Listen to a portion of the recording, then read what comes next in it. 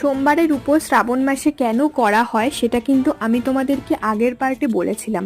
আর সাথে তোমরা দেখেছিলে আমি বাড়িতেও শিব ঠাকুরের মাথায় জল ঢেলেছিলাম। আর বাড়িতে শিব ঠাকুরের মাথায় জল ঢেলে আমি কিন্তু ডিরেক্ট চলে আসি মন্দিরে। আজকে কিন্তু তুলনামূলকভাবে মন্দিরে যথেষ্ট ভিড় ছিল। শিবরাত্রিতেও আমি না এই দুপুরবেলা নাগাদই জল ঢালতে আসি, কিন্তু সেই সময় ভিড়টা এতটা থাকে না। তার একটাই কারণ, শিবরাত্রিতে তো লোকে বেশিরভাগ সময় সন্ধ্যেবেলাতেই জলটা ঢালে। তোমাদের মনে হতে পারে যে আমি এত লেট করে কেন শ্রাবণ মাসের সোমবারটা পালন করছি। তার কারণ হচ্ছে এই কদিনে না আমি একদমই টাইম পাইনি, তো তার জন্য আমি আজকে একটু টাইম পেয়েছিলাম, ওই জন্য ভাবলাম যে আজকেই আমি আমার পুজোটা সেরে ফেলি। আর এখানে আমার মহাদেবকে কিন্তু পুজো দেওয়া হয়ে গেছে।